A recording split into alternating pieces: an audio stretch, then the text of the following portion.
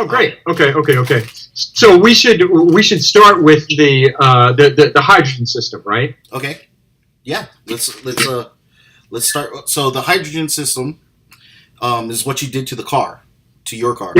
Yeah. It was a '98 Ford Explorer Sport, and this is just a simple standard electrolysis system that runs 12 volts. It's actually drawing about 6 amps off the car battery. And you're doing something to the alternator too, right? It's connected into the fuel pump relay, so that as you give the car gas, you're actually creating more hydrogen. It's a hydrogen on demand system. Obviously, it doesn't store hydrogen, and the idea being that if you create it on demand, it's a lot less dangerous. And thanks to these valves that don't allow spark back, there's really no danger with this system ever exploding. Now, let's say for some reason that these would fail, and from what I understand, this never would. Spark back is the sparks coming back, back from the engine. If you use a bubbler, I've seen videos of sparks traveling around the edges of the bubble to get back to the system. So the fail-safe is here, we're using Pyrex, we're using ball jars, right? Okay. So if this spark ever did get back in here, all you're going to do is you're going to blow the top off the jar. Right. It's going to be loud, but you're not going to have a big conflagration or anything like that. So this is a safe system versus some of the early systems that you saw where they were actually trying to store hydrogen.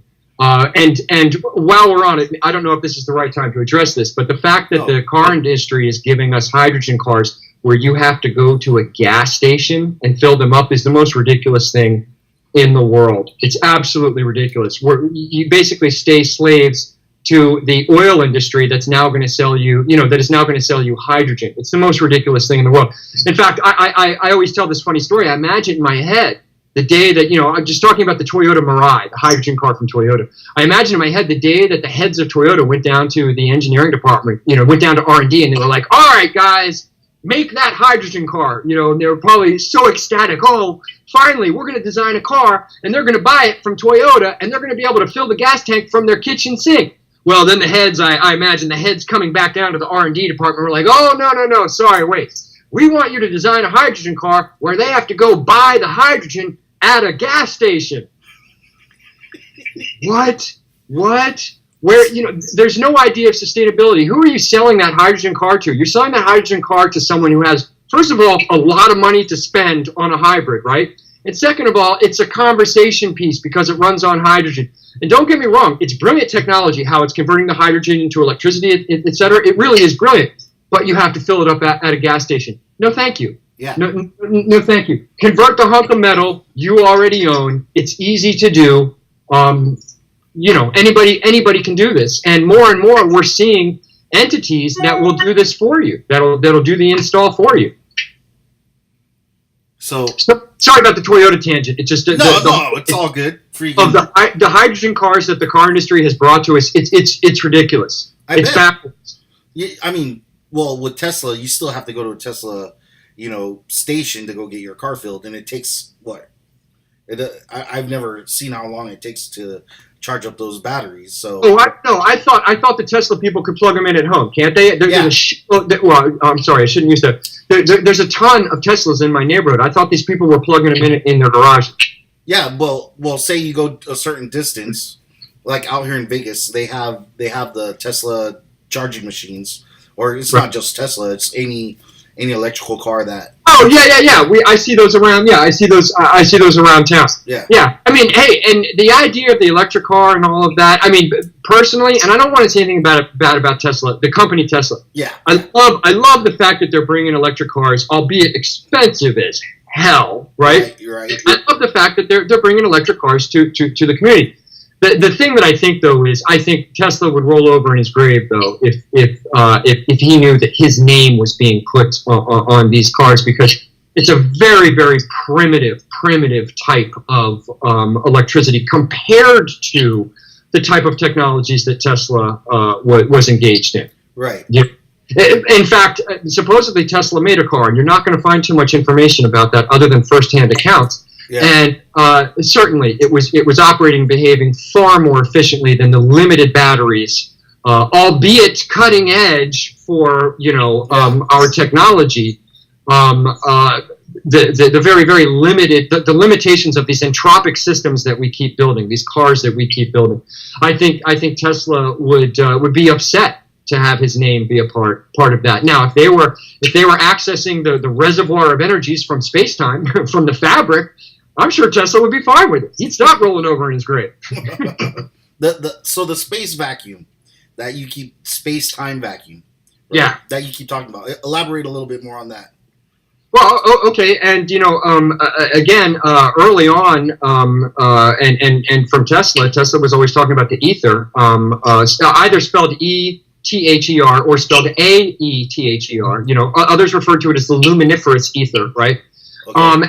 As an energy field, as a field of accessible energy. Then there were others in quantum mechanics that saw it a different way. Einstein saw it differently. Einstein saw this as the space-time realm, and like I said, in the end, it doesn't matter. Basically, that's what is the fourth dimension. We know that the laws of conservation, etc., they apply to 4 dimensions, right? But we always make this assumption that they have to apply to 3 dimensions. Well, they don't. They have to apply to 4. The fact that the 4th dimension will supply energy, free energies, electrons, right, to the 3rd dimension, to our dimension, so that we can utilize these things, is the main point. It doesn't matter whether you believe it to be ether or whether you want to conceptualize it as space-time or whatever theory you want to gravitate towards, no pun intended, that's fine. There's energy there. We can access it. One of the best articulations of how to access it, or the way that it manifests, is what I've read and seen in interviews from Lieutenant Colonel Thomas Bearden, PhD, who's worked on a lot of advanced systems, and basically what he's saying is there's an entirely other process going on in our circuits than what we're understanding. And he talks about how at any given place within our dipole circuit, that our wires are being bombarded by these photons, virtual photons we can't see. And in its attempt to reflect them away and reflect them back, to deflect them, those photons are getting stacked up. And when they do so, they become observable photons, which we can measure, we can access. We can take those. We can take the electrons that come along with them. We could be harvesting this, and it's in the trillions of times of what you think is there. It's trillions of times more energy than what we're able to trap inside our wires. Inside our wires, inside the circuits that we send around. That wire has a ton of energy around it that's following the path of our electricity. Right. And our modern machines are not accessing that energy, and they could be. Yeah, it's that simple. And the funny thing is, Tesla talked about what later would be called photons, but he didn't use the word photons for it. Yeah, I've actually ran into some friends. I have some friends that have an ability to run data through electrical systems, like through what is this? Through a regular Edison cable, and and I'm like trying to figure out more from that. I think there's a lot of untapped abilities out here that we're not able to access because of monetization through the system that we have now. Well, and I'm glad you should bring that up. And this is another point that Lieutenant Colonel Bearden was talking about, and that is the fact that we're basing the machines that we're building on these very old systems and these very limited understandings of how electricity actually works, and we're limiting everything to the 3rd dimension. And yet we have the Nobel Prize given to Li and Wang for discovering broken symmetry back in 1957. Well, geez, 1957. You'd think that by now industry would have been incorporating these things to access other energies. It's a difficult prospect because so much of the scientific community is really bound by the limitations of things like conservation of energy, the laws of thermodynamics, and things like this. And yet we know, if we look back through the history of science, that there are exceptions to every rule. And everything we thought was one way, we find out there's exceptions later on. Man, not just for the hydrogen system, but the GEET system as well. I got people coming at me angry, man, angry. Like, Like I've broken the law by thinking that that there may be ways around thermodynamics, or there may be ways around the laws of conservation. And I've seen arguments on both sides. I've seen arguments that prove that these technologies work by violating conservation. I've seen others that say, no, we're not violating it, we're getting around it. In the end, to me, it doesn't freaking matter. You know what I mean? Right. My thing is put it in layman's terms, get it out to the public. Yeah. And trust me, I would not have been doing that if this didn't work. You know, let's address all the skeptics for a minute, right? Yes, let's do that. Okay, the video that I made, right, 3.5 minutes, got straight to the point, showed it, explained it in layman's terms, right? 30 million views in under 48 hours. Currently somewhere around 250 million views. Half of the comments, it was shared millions of times, half of the comments were skeptics. A small percentage of those skeptics, man, they were angry. They were angry. It's like you've broken the law. Now, first of all, I'm not selling this system, nor am I selling a GEET system. I'm not trying to sell anything. I'm not a salesman. I'm not trying to sell it. What I want to share is the technology. We can do this. Yes. You can dig up mason jars in your backyard and build this yourself. That's what I'm trying to say. What I would hope is that there would be some major think tank, or Jesus, even, my God, would the Department of Energy even think of such a thing? To be like, hold on a second. Let's start here at home. First of all, let's convert all government cars that are running via these severely entropic systems that lose all of this power via heat and loss and this and that. Let's convert the hunks of metal we already own so that we're using less gas. Let's set the example for the country, right? Like, right. Now at the same time, you have people like, and I'm not afraid to discuss these things square. Some dude posted a link under one of my videos today, which is some guy talking about how the hydrogen system is a load of crap. It can't work. You just can't do it. Well, Dateline did a thing on it. A Popular Mechanics got behind them. And I'm not going to sit here and speculate as to what their agenda is. You know what I mean? I've heard people speculate that, oh, big oil is behind the agenda of proving it wrong. I don't know that, right? Maybe their intention was to try to show that it worked. But this is what I do know. When I spoke to the inventor of this system, I asked him flat out, how does he address those things? And he said to me, you know, once you put the system in, you got to fine tune it. You got to work with it. You know, for example, GEET system, if you don't align it to magnetic north, when you first run it, you can burn in the wrong magnetic field on all of your, all of your pipes, right? And then you're always going to have a system that runs below where it should be running, you know. Okay. So I'm not exactly sure what went on, but yeah, there's people out there that feel that they proved it. Geez, there was an episode of Mythbusters, and I remember it was so disheartening to watch. And I remember even watching before they even gave it a chance. They were ridiculing the technology, you know. Yeah. And wow, what a bummer it is to see that kind of stuff. They if they really don't believe in it, sure, present your case, but wow. Don't ridicule, because there's people like me. I'm not the only guy in the world that got amazing results from this. Yeah. 56% better gas highway, 33% better gas mileage in the city. I'm not the only guy. There's hundreds, if not thousands of people that have used electrolysis systems just like this to get the same sort of results that I got. Right. You know, I saw in one of them, they were saying, well, you'd have to pull 15 amps. You're going to drain your battery. Well, 6 amps. I never had to pull 15 amps off the battery to do this, you know. It makes you wonder why they're saying 15. You know, probably because on one of the shows, at some point, someone figured, well, no, it has to be at least 15 amps in order for it to create enough hydrogen for this or that to happen. Well, yeah, I don't know. 6 amps, pulled it and did it. And, you know, I knew right away. 1 hour into running this system, my car was idling so quietly you could barely hear it in city traffic. What does that mean? That means this thing had blown out all of the deposits, or most of the deposits in my engine, because the hydrogen explosion is so much faster and hotter than the regular fuel explosion. That explosion was burning a lot more at the point of the explosion, and my deposits were being burned out. My horsepower, my torque increased, and it was noticeable. That's sick. I'm not the only guy. Now, a scientist could come up against me, and he's going to be able to pull all kinds of stuff. I don't have a degree, you know. Again, my agenda, here's my thing. Since 2nd grade, I've been fascinated with fringe technologies. I was fascinated by Tesla, all UFOs, ghosts, propulsion systems, ever since I was in 2nd grade, man. I couldn't get enough of this stuff. And that study throughout my life is what led to this. It's what led to the GEET. It's what led to the, all the other stuff that I research and read about so voraciously. in terms of alternative and futuristic and fringe technologies, it's unfortunate that the canon will immediately throw you into this category of pseudoscience. And it's really a stigma, and it's unfortunate, because I'd like for us to go hand in hand with those skeptics, perhaps not the angry ones, right? But hand in hand with, hey, let's look at how these things are in fact working. Let's investigate what's happening between these dipoles. From what I understand, the simple electrolysis system is not pulling in, at least, I've heard people say that this does pull in extra electrons from the ether.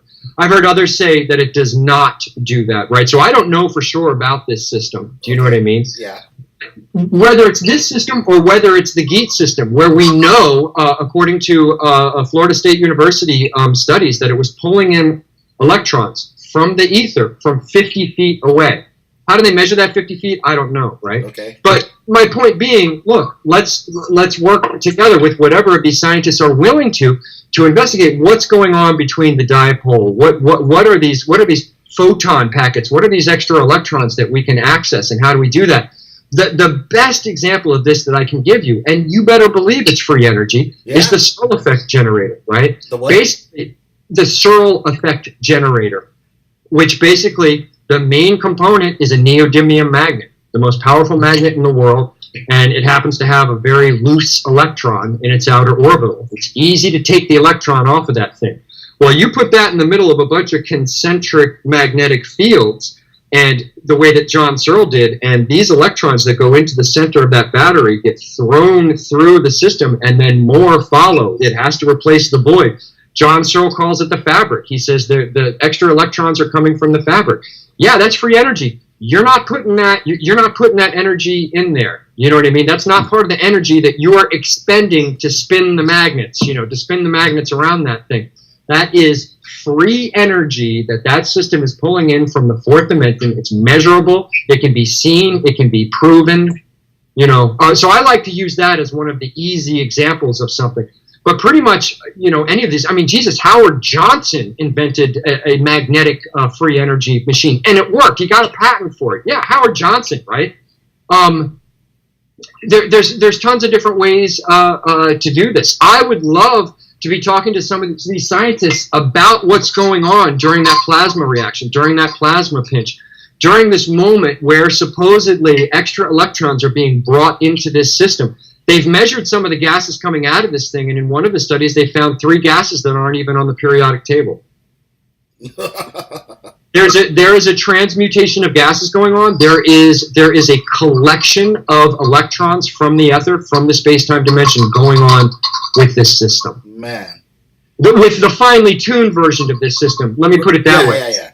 I do think when some people build some of these, they go via the raw specs, and they don't pay enough attention to the magnetic fields around them, where they put their GEET system, and especially the magnetic fields around when they first burn in the magnetic signatures the first time they run that thing. You're saying that you have to tune it to true north or something when you first... Yeah, and that's what I'm reading. I'm going through reams of information about it right now. But some of the stuff that I was more recently returning to was saying always make sure the unit is pointed to. This is me pointing to north. Pointed to magnetic north when you very first run that thing. And right now I'm weighing the options between burning the magnetic field, burning the poles north-south onto these things before we build them, or whether to put them in there unmagnetized and allow the system to burn the remnant magnetics in, to burn the poles in, which from what people are saying, that sounds like it might actually be the better way of magnetizing, of having our dipoles set up. Because basically with the fuel rod, you've got a positive, a negative, and then the fuel pipe that's in is the opposite, like positive, negative, negative. So you're doing, opposite, you have opposite dipoles within each other, and then again, here is a third and opposite dipole that's in. So basically, if this is the negative side of this dipole, this is the positive side of this pipe. Oh. So you have 3 dipoles within each other. Now, here's my question, and again, this is me speaking as a non-scientist, right? But if Thomas Bearden is talking about the fact that the dipoles in our primitive circuits, right, are an open door to these free energies, but we keep shutting the door every time we close the dipole, right? Because that's an electric circuit. Well, this is not an electric circuit with the wires that we use, right, in our electric circuit. What we have here is we have a series of dipoles set up with no electric circuit. It's just the north-south charge, right, of the rod, of the pipe, of the pipe. Well, if we're not closing that dipole, if we're not closing, closing that circuit, does that mean that we are open and we remain open to pulling these energies in? Is this what accounts for the electrons that are being measured, that are being pulled in from the ether, from the air into this system? And that's when it's on, right? That not just idle. So when it's when it's on, then it's grabbing it all. When it's off, I don't know what I'm trying to say here. Listen, no, I think you're making a good point, because when it's off, your magnetic north and south on your fuel rod, they're still there. What does that mean? That dipole is still an open door to the fourth dimension. The door is open. You're not collecting it right then, obviously, because you're not running. The system isn't up and running. But the dipole is holding that door open, which basically means between that dipole, when you turn that system off, it's still being bombarded by photons, by virtual photons, just like it is when it's on. Okay. So let's get to the documentary that you're trying to do. The focus is to get it. Your main thing is to get it out there. That's it. Yeah, I'm not inventing anything new, right? That the idea. The GEET system was invented by Paul Pantone, and it's a genius system that integrates several very simple feats of high school physics, but when they're combined the way that they are, oh my gosh, do they do amazing things. And again, really what it is, it's the creation and the manipulation of magnetic fields. So is Paul Pantone still alive? He is. Yeah. Okay. Yeah. Yeah, and he's been put through the ringer, man, by industry. He's been put through the ringer. There's a lot of people that have tried to suppress him. There files charged against him. He goes in the category of great inventors that have been harassed. That have been harassed, that have been ridiculed, that have been suppressed. Unfortunately. Yeah, that sucks, and it seems like a lot of people that are almost to the point where they're able to solve the problem of how the pyramids were made. It's like it's like almost close to that type of technology. Yeah, you know what I mean? Yeah, it's really unfortunate. It's really important. But here's the point. The GEET system is basically a version of magnetic vortex plasma reactor. It's a version of that, right? Okay. If you look at the work that a lot of work has been done in this area in France and England, and all the places where they pay a lot more for their gas. They've been doing a lot more research on this stuff than the tinkerers in the U.S., right? But basically what you have is you have a magnetic vortex plasma reactor. It's a conversion system that we can do to our lawnmowers, our generators, and with a little bit of extra tinkering, our cars, right? So we could be converting all of our combustion engines with this. And what I want to do is spread the word about it. I've studied it long enough that I'm convinced that not only does the system work, but yes, I believe it is tapping energies from the space-time, the space-time realm, right? Okay. Now, that's not to say that the GEET is a free energy machine, right? Because what are you doing? We're taking an engine, which is one of the most severely entropic systems in the world, right? That thing loses energy everywhere to heat, this, friction, blah, blah, blah, right? Yeah. So even though we're accessing some free energy in part of this system, we're not turning our engine into a free energy system. No. But we are adding fuel and power to our system from a free source. Yes, absolutely. Absolutely. Longevity. I would think the word is more for. I mean, you still have to use gas. You still have to use oil to a point, but you're actually giving it more longevity. You're giving just like the hydrogen system. You're adding to the life of the gas itself. The great part about the GEET system is that apparently, and again, This is making a fuel vapor, right? The bubbler here is making a fuel vapor. Well, in your GEET system, you replace your gas tank with something like this, which is basically a bubbler. This vaporizes your fuel, and that vaporized fuel is then sent into your fuel pipe. It's cool. It's sent in this direction. Your exhaust is sent in the opposite direction. You have that hot temperature colliding with this cold temperature. That alone creates a magnetic field. Now you've already got the remnant magnetic fields that are built in, the poles, the dipoles built into the system. More magnetic fields end up getting created. They interact with each other in such a way that the system does fine-tune itself.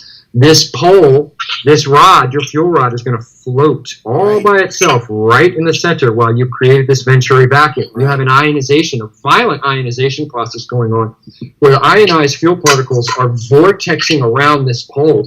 Well, they're being pushed to the top of the fuel pipe, where they're being heated up, and then they're going back down to the fuel rod where they're being cooled. Like this, the temperature's going up and down. There's all these destabilizing factors. Your fuel rod's actually going to end up pushing, by the time it gets to the end of the fuel rod, you're pushing those particles at the speed of sound. This is an even further destabilizing factor. What basically happens at that point is you crack these particles into their constituent atoms, into their elemental gases. Then it's those elemental gases that are sent through the rest of the system and into the engine. And the great thing about the GEET system is, your exhaust comes out of the engine. You're utilizing the exhaust, so you're sending the exhaust right back into your bubbler. So any large unused molecules get recycled right back into the system. And yeah, this is the point that we're talking about, that plasma pinch. That part right there appears to be where electrons are being gathered, brought in from the vacuum, from extra space. That would be the point where you actually are tapping a little bit of free energy from the cosmos. Martial arts, right? So martial arts, there are martial arts out there that believe in spiritual stuff out there, like Qigong and Kung Fu. Like how you're able to move your chi in different ways. Street Fighter created the fireball, stuff like that. So, but we're looking at it with Western technology. We're going through the old stuff, and like there's old technology that they were probably doing it back then with the pyramids. And this is probably some way that we're getting back into it. I completely agree. And I believe one of the many proofs, and don't even get me started on the Sumerians, but one of the many proofs of this is, look at the Mahabharata, right? The crafts that the gods flew around in. It was 7 very specific different crafts of Vimanas, and there's a 10,000-year-old text in Sanskrit, the Vimanika Shastra, the Vamanika Shastra. I don't know if I'm pronouncing that correctly, but it's an instruction manual. I know what you're talking about, though. Yeah. How to build all 7 of these, and what it is basically is a closed-circuit mercury vortex propulsion system, and we see this in other areas as well. This mercury vortex propulsion. Funny things happen when you flash boil mercury. But obviously, we're not going to see tinkerers doing this because you can't get a hold of enough mercury legally, to build one of these things. However, what is it an example of? Because you could build these things out of wood, right? It's an example of Fringe Tech garage tolerances. Yeah, if you could get your hands on mercury, you could build a Vimana. You could build a Vimana that flies.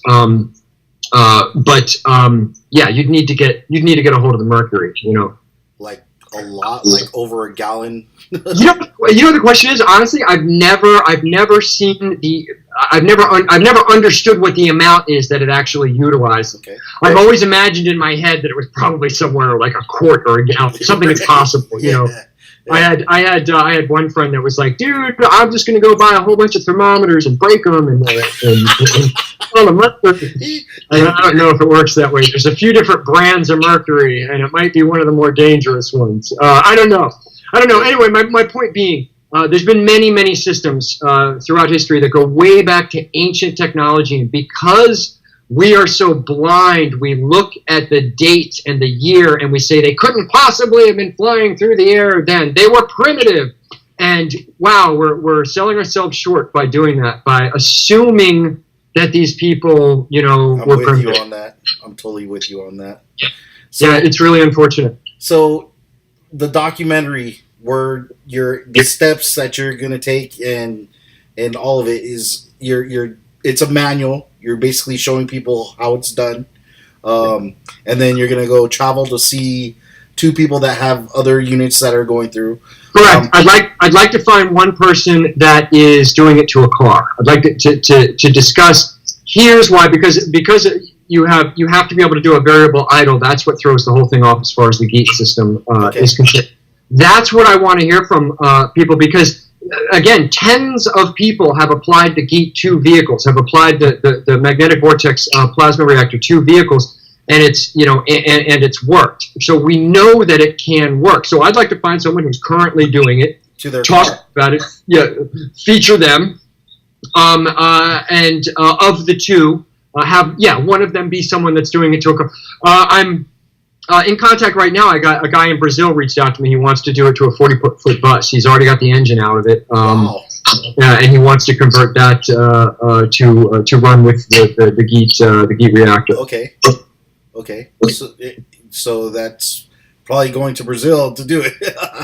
Yeah, which is not built into the current budget. But still, I can we can contact these people via things like this, Skype and stuff like this. We can share information. That's been one of the wonderful things about the Kickstarter raise so far, is a lot of people have reached out to me that want to share information, and it's wonderful to think that there's a community of people out there that are researching things, they're experimenting with things, and they're willing to share not only their own information that they've discovered, but they're willing to share the information that's been shared with them by others. And that's awesome, man. Yeah. That's really awesome. You don't see that kind of sharing when money and industry is on the line, For sure. But this is basically a bunch of people that want to help free themselves and free the world from the enslavement of the oil industry. Or, you don't even have to wave that flag, man. You can just say, hey, save money, right? Or you could just say, hey, and on top of this whole thing, you're actually going to contribute oxygen to the atmosphere, and you're going to stop putting all this noxious gas out into the atmosphere. However you want to look at it, man. Yeah. It improves our life. It improves our karma. We save money. Here's the thing. People, the hydrogen system, okay? So people install it in their cars. Is it going to hurt it if they, put it in? Like, I don't think so. I think if they try it. Yeah. And I heard people say, oh, you're sending a bunch of water into your engine's going to rust. No, man, my engine. I ran this system in my car for 4 years, or 4.5 years. The only reason I stopped it because I had an accident. The car got totaled, right? Oh, man. But my engine was running. Let me put it this way: before I put this in, my engine wasn't running all that good. You know what I mean? Yeah. It was not. It didn't sound that good. It wasn't idling all that good. After I put this system in, my engine purred. It wanted this. This was healthy for my engine. My engine was actually in a much healthier condition with the addition of this. No rust, nothing rusted out. There was no damage to my engine. And anytime you want to turn the system off, that on-off switch. Yeah, I wonder if it stayed in the car. You can pull the fuse. Yeah. So if I would go to a mechanic and they needed to troubleshoot something, I could disconnect the fuse at the hydrogen system, and then I was running back on 100% gas. And I would actually do that occasionally. I mean, what's funny is the mechanics I would bring it to would be like, show me how this works. And then it'd be like, okay, turn it off so we can troubleshoot. Right. So here's the thing. That system for the hydrogen, it's about $250 or less. I imagine to do your own system at home, like a mail order system, that or less, depending on whether you're going to gather the items yourself or buy pre-built items, There's a bunch of different systems like this. I like this one the most because this was the greenest. But here's the thing. It's easy to install if I do it myself, or is there some technician that needs to come out and do it? Or again, at the time that I came across this, I had been planning on doing my own install for several months, and I was looking into all the ins and outs of it. But I was producing a show that brought together innovators in the world of sustainability. And one of our guests was a guy who had patented a system like this, and it was already working in many cars. And I thought to myself, geez, I'm going to make a deal with this guy and do his system so that if I have any trouble, instead of troubleshooting it myself, I've got him to help troubleshoot, right? So I worked a deal with him for the install. To have an entity like his installed at the time is somewhere between $1,000 to $1,500.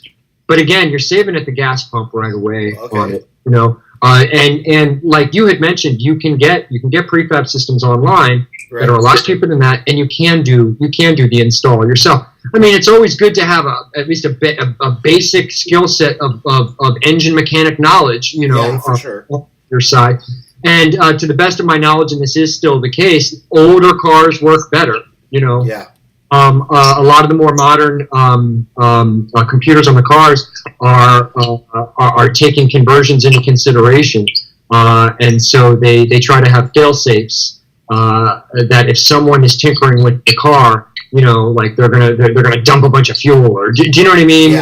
Yeah, apparently there are programs in the computers now where they are trying to combat doing conversions. And I'm forgetting the law, but it's perfectly legal to do these conversions so long as you're not damaging your vehicle. You don't void your warranty. And forgive me, I can't remember the name of the law. It was right on the. I had it right on the. I had it readily accessible for ages, and now I just can't remember the name of the law. It's fine. But yes, you can do conversions like this to your car, and so long as you are not damaging the car, and you can prove that this doesn't damage the car, so long as you're not damaging the car, you're not voiding the warranty. So people shouldn't be scared of that. And then there's other people that want to play it safe, and hey, they're going to wait till the warranty comes out, then they're going to convert their car. Right. I've spoken to a lot of people that did that. Again, let me revisit if we can, and I realize you're going to be editing. Let me revisit again a major point about the documentary. With 250 million views on this, on a technology that I proved worked, no matter what the skeptics say, it worked for me, right? I wanted to spread the word about this. I wasn't trying to sell anything. It worked. People came back saying, I've converted after seeing your video. I've converted. I even said in my Kickstarter video about a woman that came up to me in a hardware store and told me about her friend in Mexico who was in the middle of converting all of his combustion engines to a hydrogen on-demand system in his ranch farm in Mexico, and he had nothing but the greatest things to say about it. And what does that mean? That means that the viral reached people that took that information and they did something with it. They acted on it, and now they're freeing themselves from oil. And that's really what my goal is. I believe wholeheartedly the GEET system works. It's another system just like the hydrogen system that can help free us from oil. And the fact that it also fits the idea of garage tolerances, you can do it at home, right? I just really my main point being that what I'm trying to do is really just spread the word about another alternative technology that is a conversion technology for the combustion engines that we already own. That's it. Yeah. I'm not claiming to be a scientist. I'm not claiming to be an inventor, though I've had a couple of ideas on stuff. I think like all tinkerers have, right? Yeah. But I'm not claiming to be some Tesla genius here. I'm just claiming to be someone who's stopped, paid attention, tried it out, found out it worked, right? And is now interested in finding other alternative conversion technologies to help share with the world. Yes. There's no bad message here. No one's being scammed. No one's being fooled. I'm not trying to pull the wool over anyone's eyes. As I said, one of the things I hope would be the result is that this would be a documentary that a parent would share with a child, to at least get them thinking about these other ways of creating energy, and maybe even build a GEET reactor in the garage with the kids. You know what I mean? Yeah. Get younger generations thinking outside this very constrained box that our current state of science and industry has put them. You know what I mean? Oh, hey, kid, you're interested in electronics? Well, here is this very limited world that you're going to have to learn about in school. Right. You know what I mean? Let's share things outside of that little limited, tiny world of electronics, of energies. Let's share stuff on the outside.